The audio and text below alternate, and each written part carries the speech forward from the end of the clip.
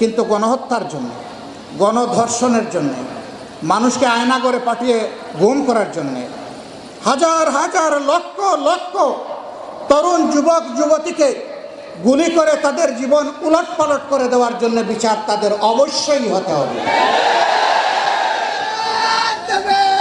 এবং তাদেরকে তাদের ন্যায্য পাওনা পেতেই হবে।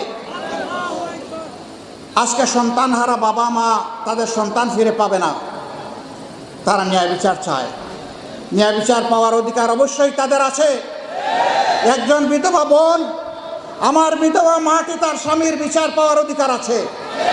এতিম অবুঝ বাচ্চাদের তাদের পিতার হত্যাকারীর শাস্তি দেখার অধিকার আছে। সাংবাদিক বন্ধুরা আমাদেরকে প্রশ্ন করেন, এই আন্দোলনে আপনাদের দলের কতজন শহীদ হয়েছে? আমি তাদেরকে সোজা সাপটা উত্তর দেই, বন্ধু, আমাদের দলের শহীদ হয়েছে